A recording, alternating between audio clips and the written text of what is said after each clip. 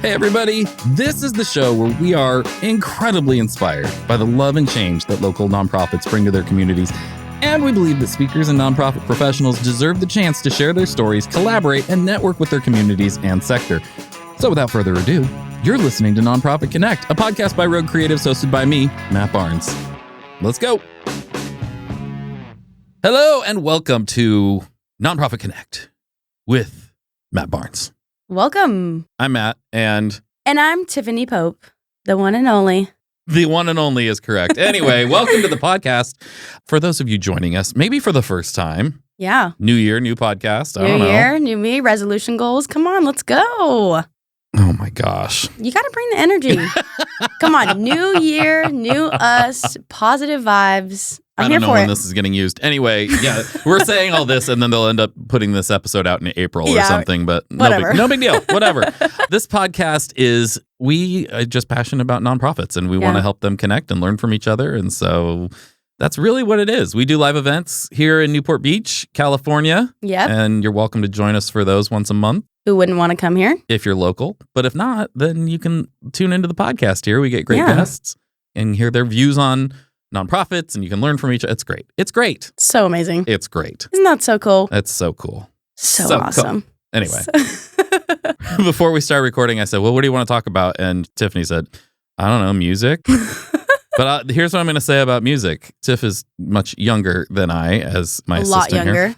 And emphasis I remember one of the first times you came into my office and you saw the records on my wall and you said, who's Billy Joel? And I almost kicked you out. So, okay. In all fairness, there's a lot of Billies. There's Billy Idol. There's Billy Ray Cyrus. Oh my gosh. You're not making this better at all. But I get really confused. Well, that's just a general state of kind of life for you, I think, sometimes. But yeah, anyway, so if you want to know about good music, maybe don't go to TIFF. I don't know. But then there's other things that you do know, like you're a big Fleetwood Mac fan. I love Fleetwood Mac. Which is just Stevie Nicks, come on. Yeah. So who knows? But anyway. Let's talk about right before this, I was singing a song and he had no clue what I was talking about. And it was from the 1990s. Yeah, I don't know. But then you played it and I was like, oh no, I know. I've heard that. Did you I don't know it. You weren't singing it. Well, I don't know. Okay. Oh my gosh. Anyway. All right, let's get to the podcast.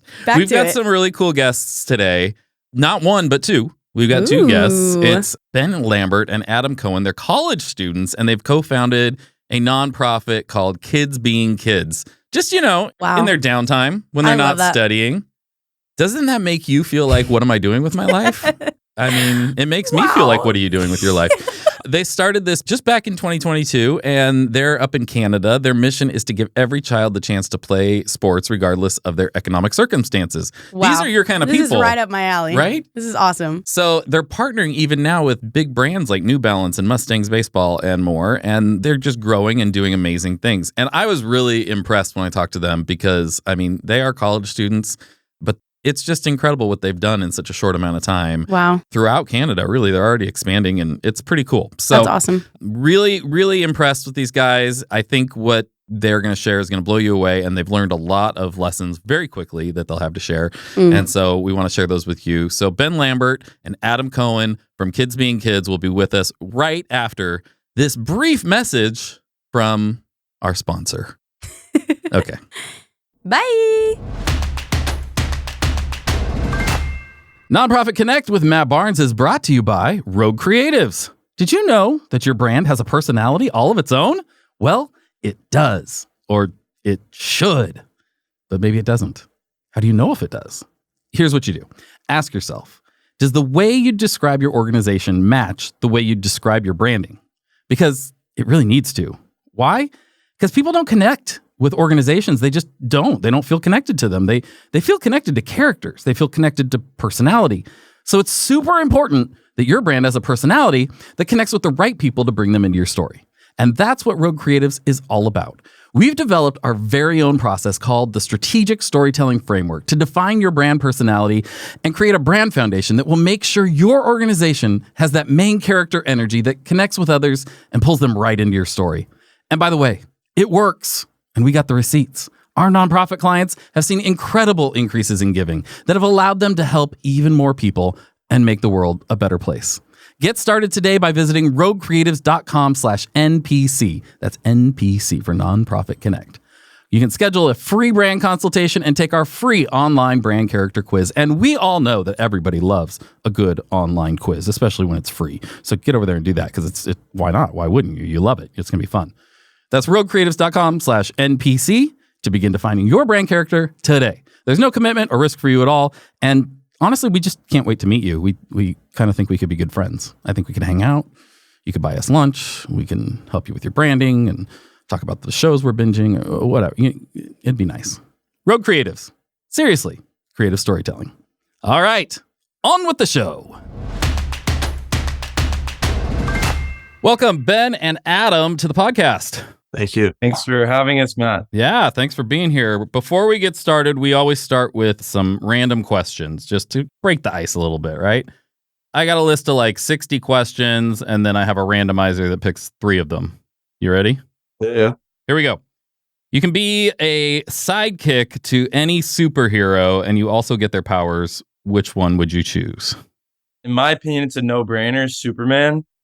I think he's by far the most powerful superhero in both Marvel, DC, whatever you want to talk about. I'll argue Superman.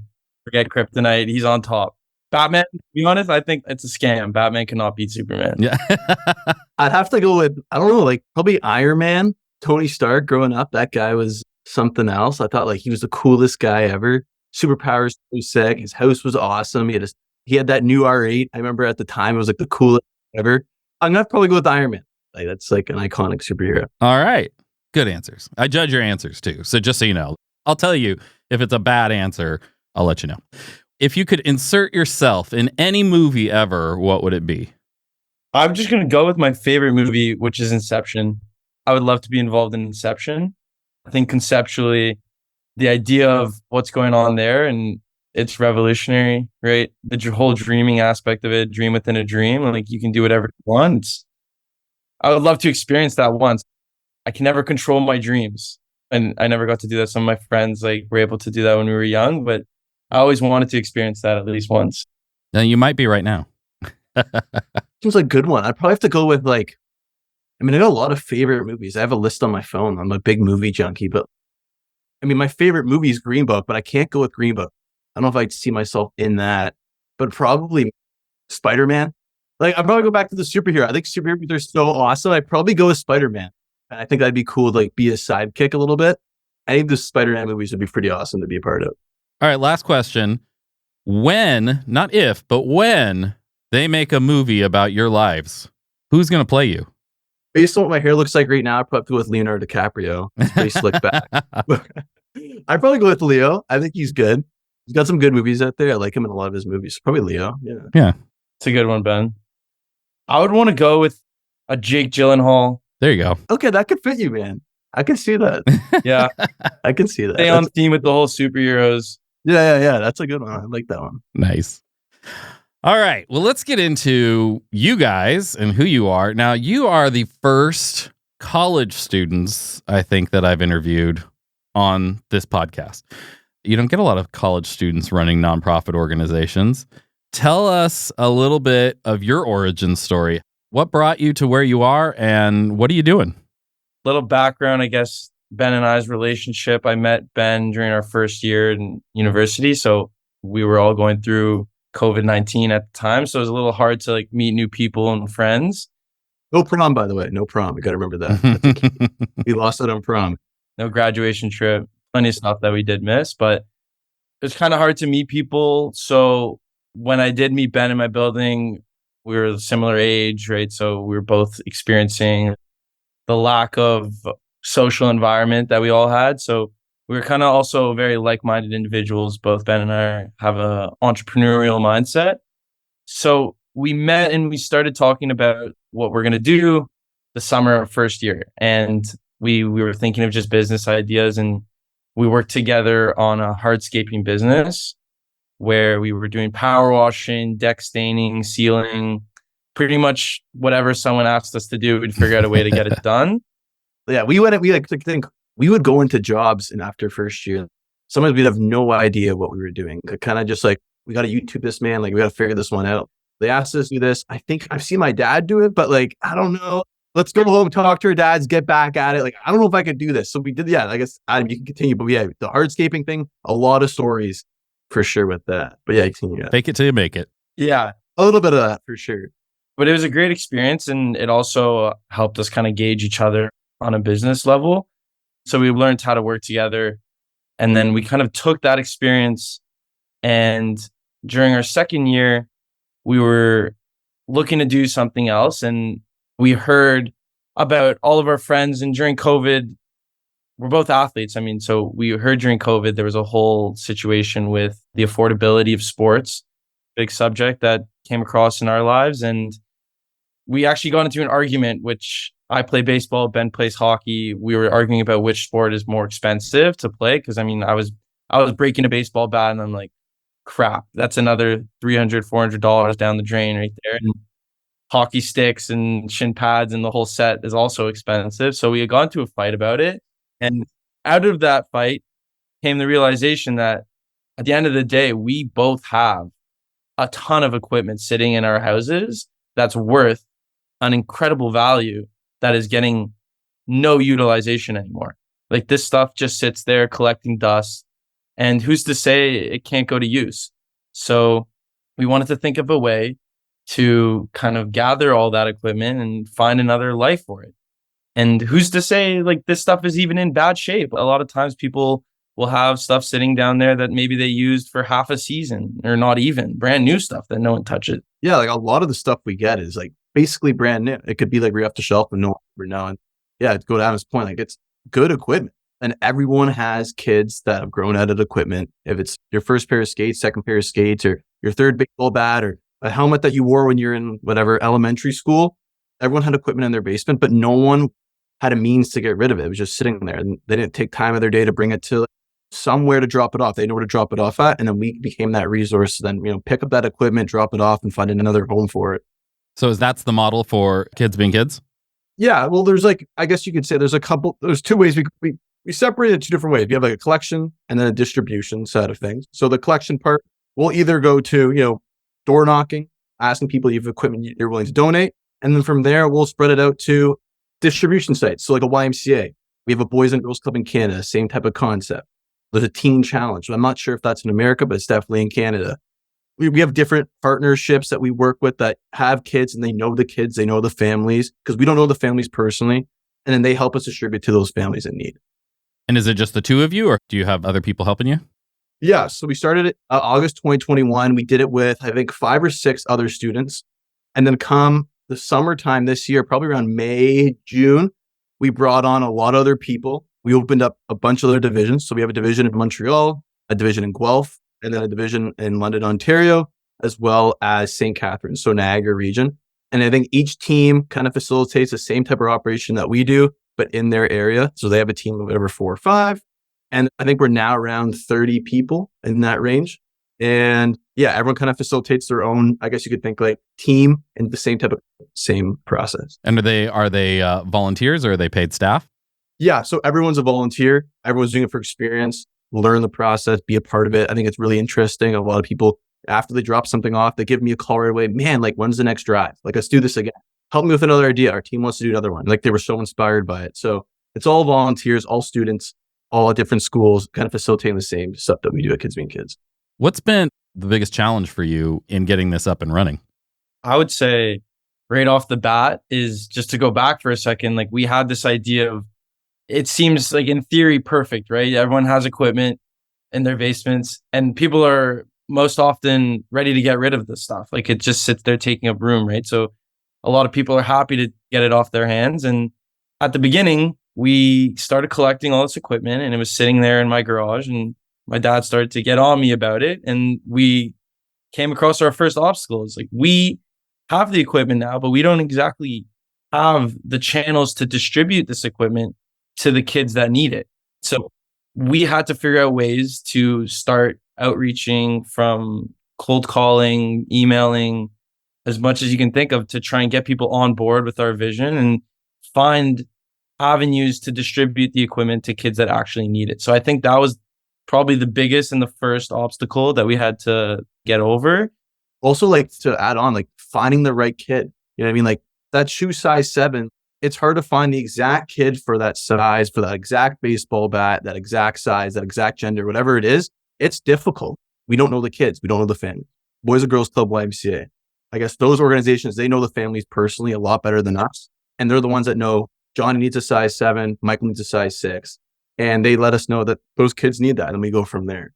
Kind of like our middleman in the situation to get the equipment to the kids. So you've been partnering with these other organizations. Correct. Yeah. Has that been easy or challenging? Like what's kind of come out of that for you? Actually, working with those institutions has helped us tremendously because they not only are large actors with organizational structures in place that can help us, but they also have programs that serve these underprivileged kids that we're trying to find. So we work with certain programs like the Boys and Girls Club, which do their after school programs for socioeconomic communities that maybe are in need of new equipment. So they helped us facilitate that. And then we would organize the outreach and have them promote it for us. And then that way we can connect with the people that we need to. So they've definitely helped us and they believe in our vision as well. So I would say it hasn't been as challenging as you may think. They've definitely helped us streamline the entire operation, which has been very, very nice. That's awesome. Do you have anything you wanted to add to that, Ben? No, I think he kind of chipped, like he kind of hit it all. But I think the biggest thing was like the first one was like the hardest one. I think if we have to remember what the hardest one was, it was getting that first person to believe in us and what we want to do. Because we had a bunch of equipment. It was all in Adam's garage. It was more just like, we could do it. Just give us a list of stuff you need and we'll go find it. And that's what happened our first time our first partner was Boys and Girls Club. We spoke to the person that ran that location and they told us we need X, Y, and Z. There was a bunch of stuff. I think there was like karate mats on there. There was like a bunch of stuff, hot equipment, basketball equipment, whatever it was. Like 20-pound dumbbells, like random equipment. Random stuff. And then we went on a hunt. And that was like the original model or the original process to getting the equipment was not effective at all. We would just go running around. There was 6 people and everyone just go door knocking. Like, we need karate mats. We need karate mats. Like start calling karate places or dojos. And that's the hardest one was definitely the first one, for sure. Yeah.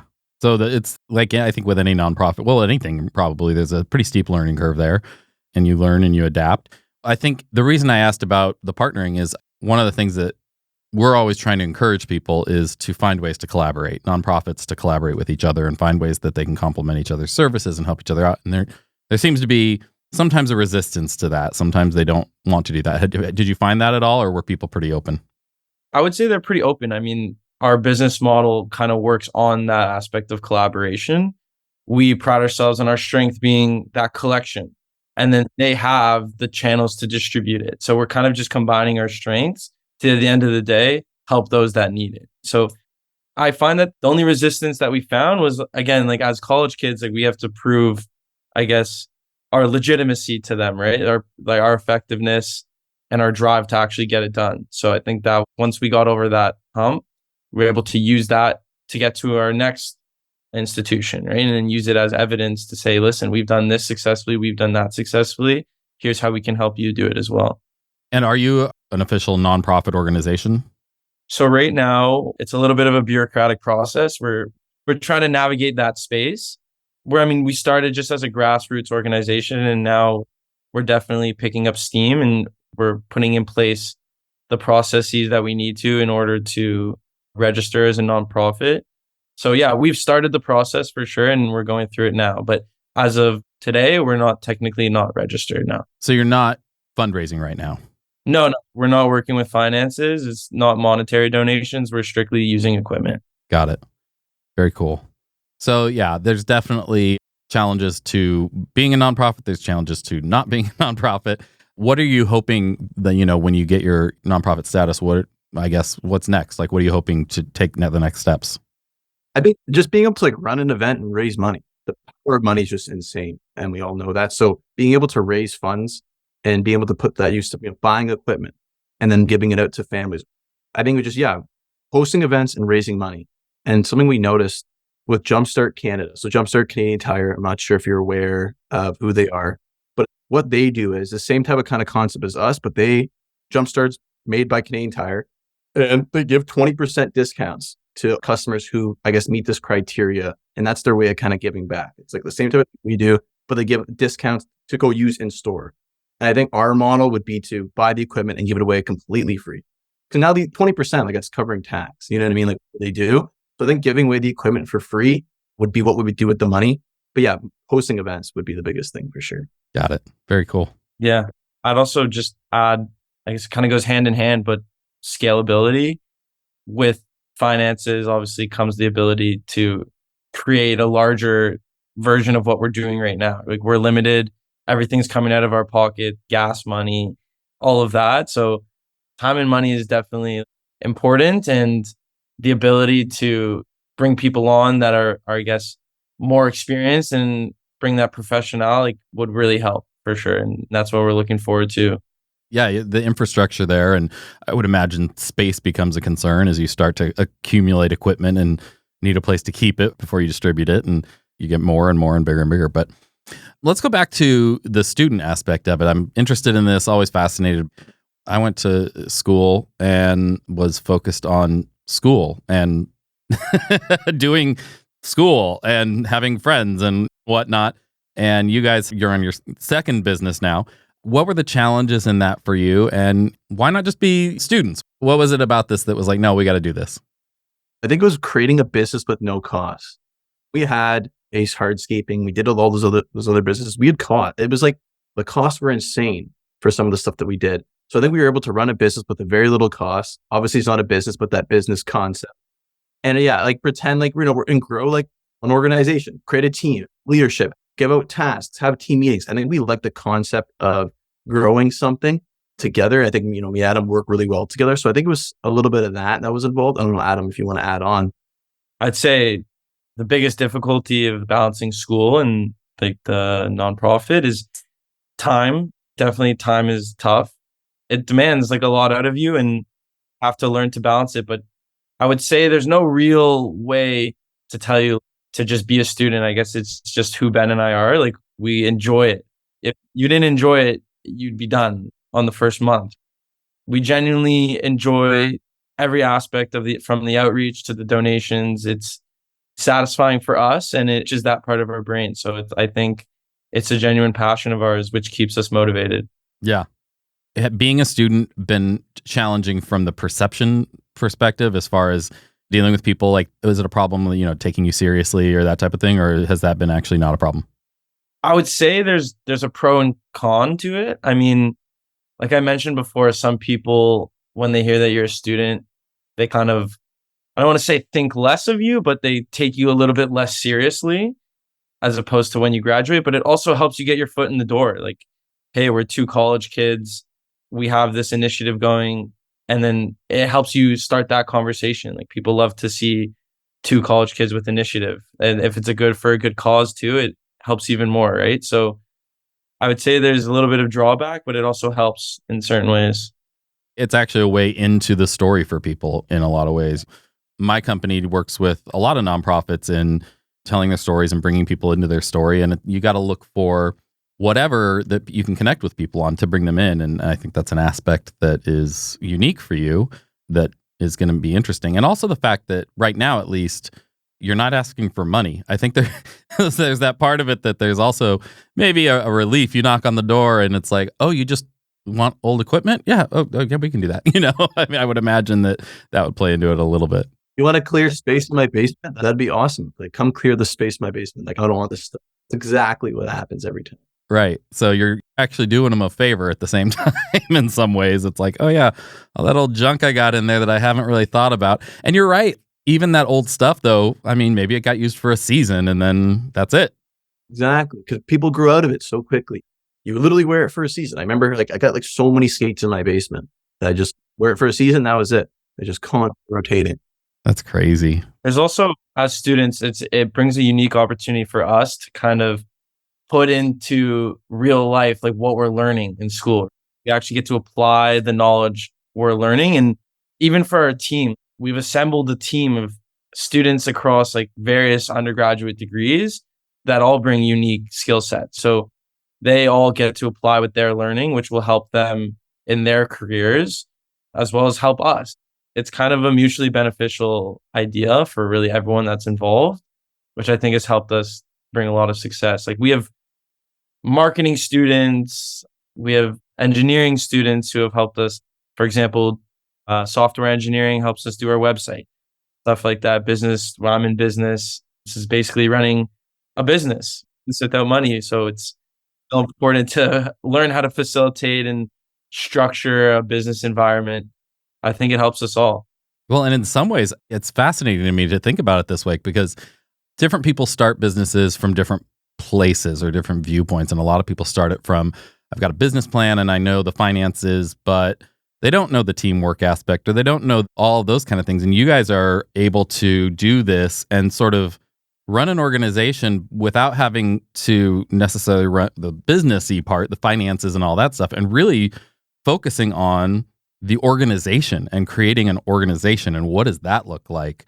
And then what a great experience for everyone involved that can be applied to any business, any nonprofit, anything that you guys or any students that work with you go to do in the future. Yeah, for sure. Very, very cool. What advice would you give to other college students who are like, have an idea for something they want to do? I mean, in some ways, you've created the ultimate college group project well, for no grade. But what advice, like if people were thinking of doing something like this, what are the things that you would advise?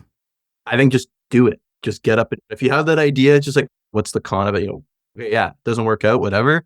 I think, yeah, just try it out. Give a couple calls. Start cold calling.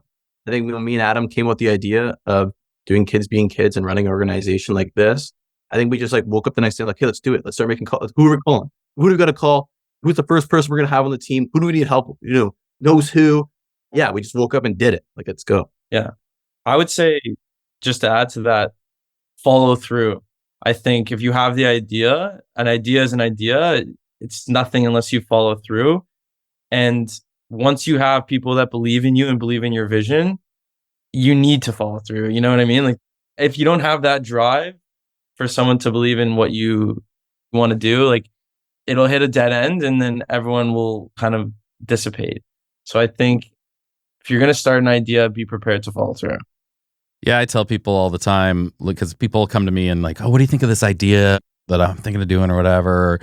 But a lot of times people will say, I'm sure somebody's thought of this, or I'm sure, I'm like, yeah, I'm sure somebody has. That doesn't mean they followed through on it. It doesn't mean they actually did it. And even if they did, it doesn't mean that they're going to do it the way that you would do it and what you bring to it. But there's no really new ideas under the sun. But so many people have tons of great ideas and nobody ever actually follows through and actually makes it happen. So I'm very impressed that you guys have done this. What is the future for Kids Being Kids? What do you want it to be?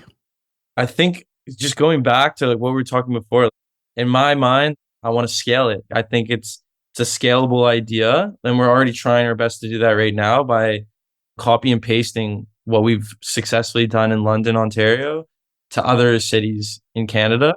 It's just increasing the amount of collection, increasing the amount of distribution. The more kids that we can get involved in sports, I think the better. And there's so many benefits. We can go on and on about the positive impacts of sports for kids, from their physical health to their mental health to their sociability.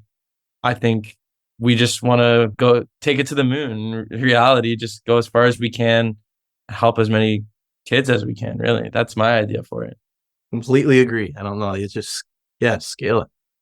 Do you at all deal with some of the stuff you were just talking about as far as like addressing the positives of sports or any of that? Or is it really just about supplying the equipment and to the people who need it? Do you guys do any talks about mental health or any of the types of things that go along with that? Or is it more partnering with people that do stuff like that?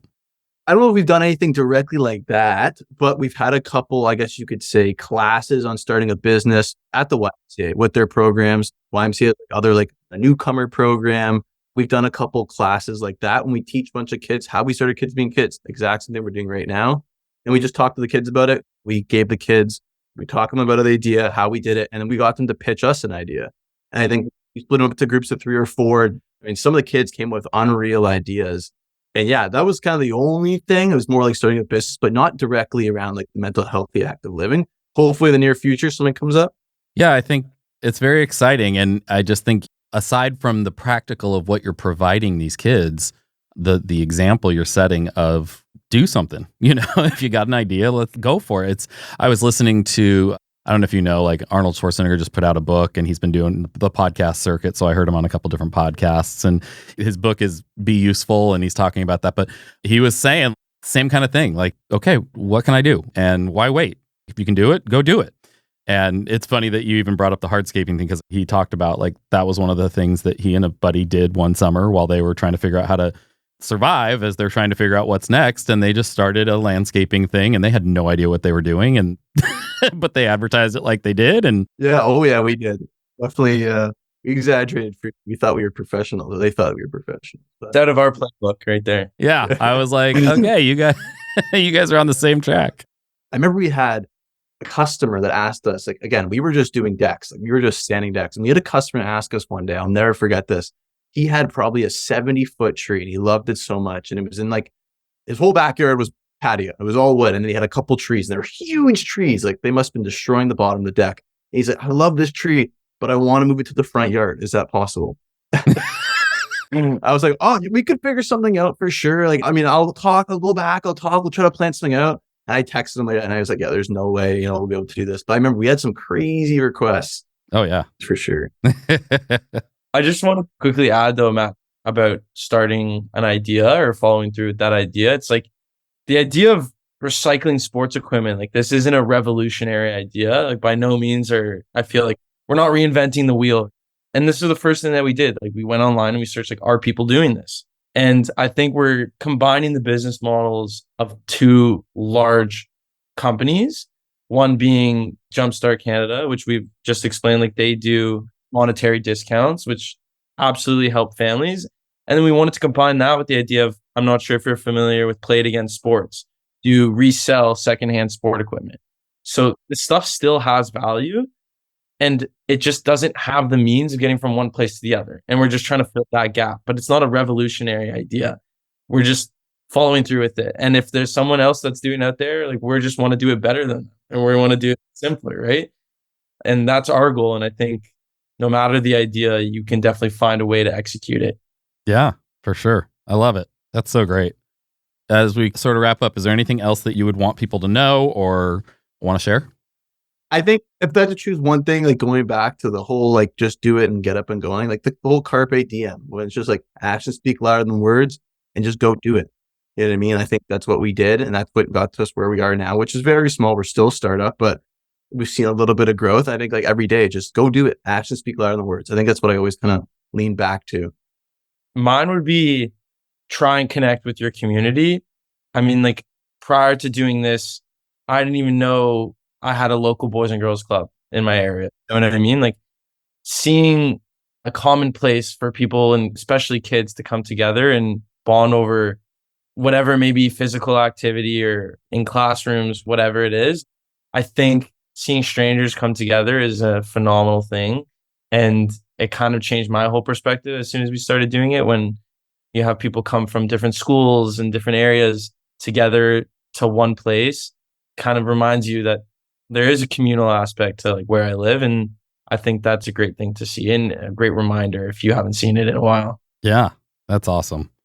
All right, we got a few closing questions for you here. And one is tied into what you just said. How do you guys connect with your community? I would say it definitely relates to what we were just talking about. Like, coming to these places like the YMCA and Boys and Girls Club, like, these are communal institutions that don't discriminate regardless to any sort of race, gender, age, doesn't matter. They're open to everyone, and that's a real community. You know what I mean? Like, these people genuinely get together purely out of their own love and passion, and we just join it. You know what I mean? Like, that's how we connect to our community. We try and help them and add value in regards to, like, what we can offer. And we don't ask for anything in exchange. And I think that's what they all do. Everyone comes there to give what they can. Is there somebody that in the world of nonprofits that you look up to or inspires you? I think personally, we were talking about this not too long ago. To get back, I don't want to, like, talk about it too much, but, like, the whole idea of Jumpstart, like, they kind of took a similar business idea, and this is a national project. They've kind of, like, this is our goal. President of Jumpstart, Scott Fraser, I think that would be someone who I look up to in regards to what they were able to accomplish.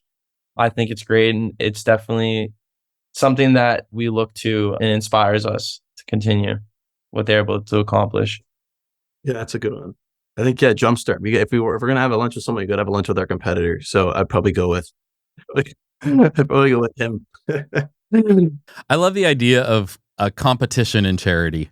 Like, it sounds so counterintuitive or just wrong in some ways, but at the same time, it's like, no, we're competing for who could do more good. So does anybody lose in that competition? You know what I mean? Like, we're all just pushing each other to do more good stuff.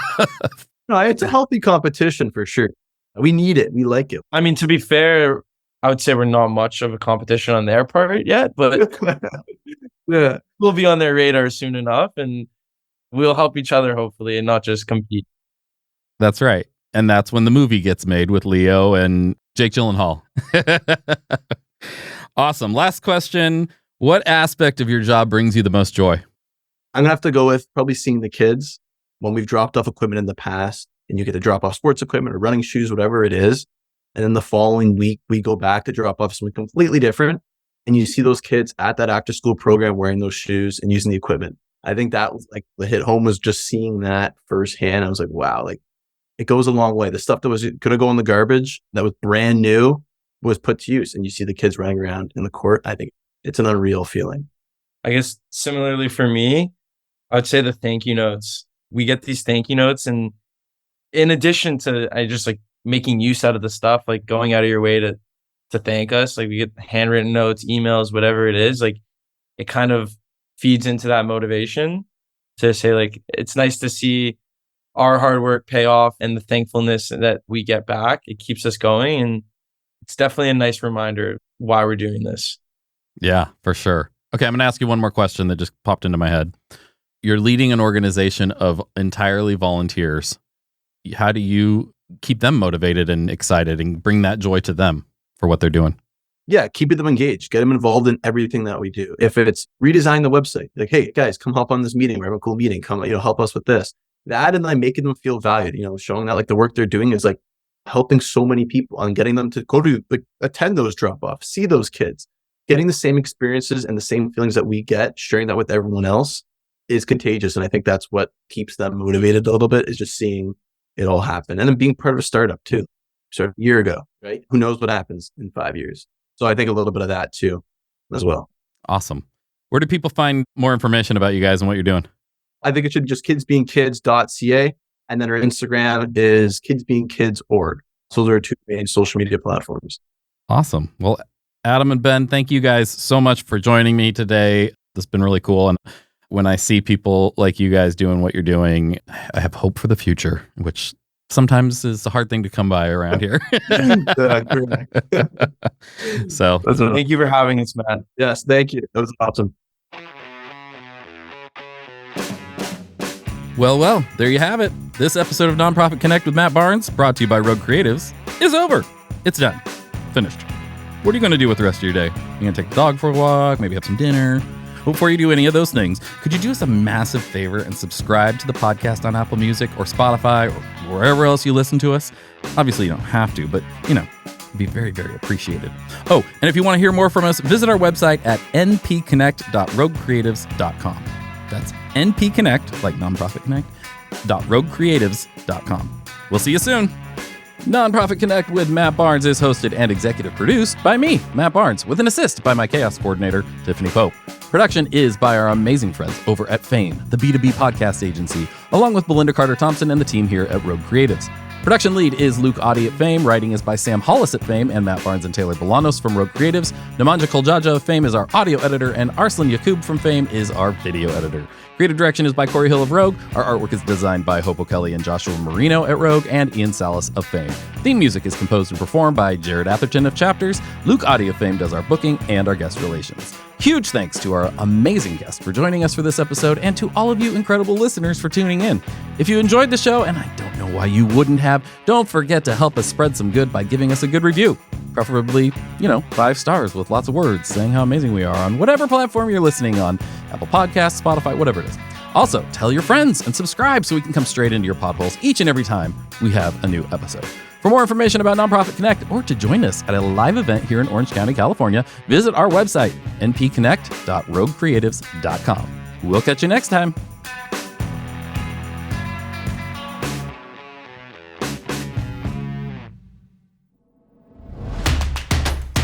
This has been a Rogue Creatives production.